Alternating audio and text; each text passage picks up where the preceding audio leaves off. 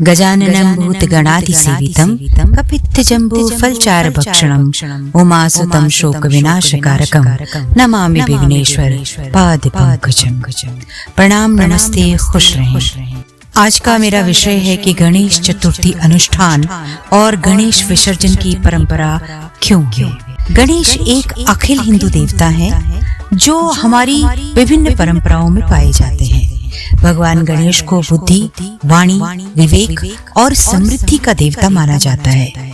किसी भी शुभ काम में सबसे पहले भगवान गणेश की ही पूजा की जाती है।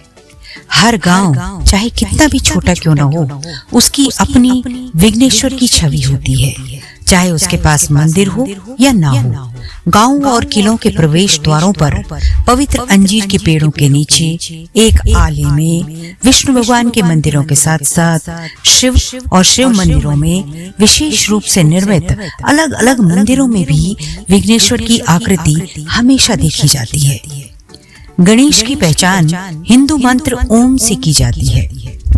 आज पूरे भारत में हिंदू गणपति उत्सव को बड़े उत्साह के साथ मनाते हैं। गणेश चतुर्थी के त्योहार भारत के हर भाग में मनाया जाता है। यह एक वार्षिक उत्सव के तौर पे आमतौर पर अगस्त के अंत या सितंबर की शुरुआत में मनाया जाता है। त्योहार की शुरुआत लोगों द्वारा गणेश की मिट्टी की मूर्तियों को लाने से होती है, जो भगवान के आगमन का प्रतीक है। त्योहार का समापन अनंत चतुर्दशी के दिन होता है, जब मूर्तियों को पानी के साथ सुविधाजनक निकाय में विसर्जित किया जाता है। कुछ परिवारों में दूसरे, तीसरे, पांचवें या सातवें दिन भी विसर्जन की परंपरा है। गणेश जी की पूजा पद्धति उनके एक दंत होने के कारण और उनको जल में विसर्जन की कहानी के पीछे कई मान्यताएं हैं, कई किंवदंतियां हैं। हमारी माँ हमें जब हम बहुत छोटे थे तो हमें कई बातें सुनाती थी कहानी के तौर पर, जिससे कि हम भी सीख सकें कि गणेश की पूजा कैसे की जाए। और भी देवी देवताओं के बारे में वो हमें बताते थे। उन्होंने हमें बताया कि गणेश जी न केवल प्रथम पूजनीय देवता हैं, बल्कि उन्हें प्रथम लिपिकार भी माना जाता है। श्री गणेश ने ही वेद व्यास द्वारा रचित महाभारत का लेखन किया था। गणेश जी के महाभारत लिखने की ये पौराणिक कथा प्रचलित है कि ब्रह्मा जी ने वेद व्यास को महाभारत लिखने के लिए गणेश जी का नाम सुझाया था। एक किंवदंती के अनुसार जब वेद व्यास ने महाभारत लिखने के लिए गणेश जी को आमंत्रित किया और मदद मांगी, तो गणेश जी ने उनके सामने एक शर्त रखी कि जब तक वो बोलते रहेंगे तब तक गणेश जी कथा लिखते रहेंगे। जैसे ही वेद व्यास बोलना बंद करेंगे, भगवान गणेश उसी समय महाभारत लिखना बंद कर देंगे और चले जाएंगे। वेद व्यास ने गणेश जी की ये बात मान ली।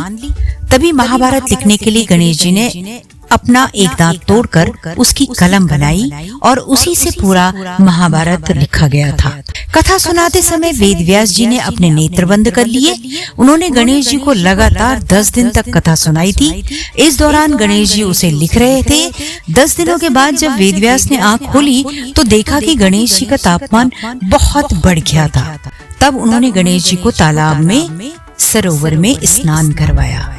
माना जाता है कि तभी से गणेश को जल में विसर्जन की परंपरा शुरू हुई।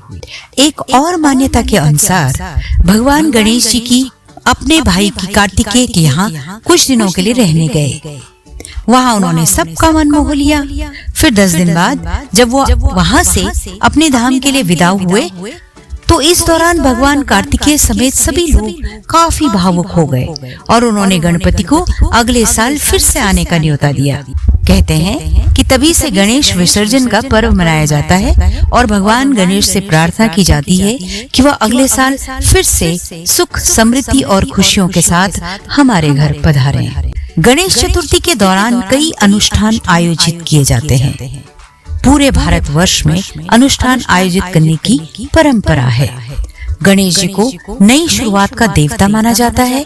यहीं पर गणेश जी के जन्म चक्र को दर्शाने के लिए कुछ कार्य किए जाते हैं। जिस तरह उन्हें मिट्टी, पृथ्वी से बनाया गया था, उसी प्रकार उनकी प्रतीकात्मक प्रतिमा भी बनाई जाती है।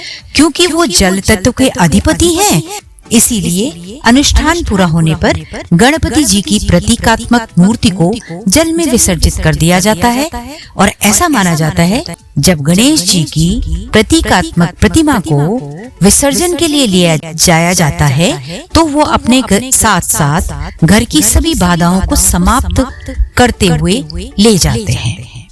इस प्रकार से गणेश जी अपने भक्तों के घर या मंदिर में लक्ष्मी जी एवं सरस्वती जी के साथ स्थायी रूप से विराजमान रहते हैं। यदि आप गणेश जी की प्रतीकात्मक प्रतिमा को विसर्जन के लिए ले जा रहे हैं तो कोशिश करें कि गणेश जी का विसर्जन तालाब, सरोवर, नदी या बावड़ी के किनारे ही हो। अगर ऐसा नहीं हो पा रहा है तो पहले घर में किसी बर्तन में जल में मिट्टी के गणेश जी को विसर्जित करें और फिर उसके बाद उस मिट्टी और जल को घर के आसपास के किसी गार्डन में ले जाकर किसी बड़े पेड़ के नीचे छोड़ दें। हमारी ये कामना है कि भगवान गणेश हम सबको बुद्धि, वाणी, विवेक और समृद्धि प्रदान करें।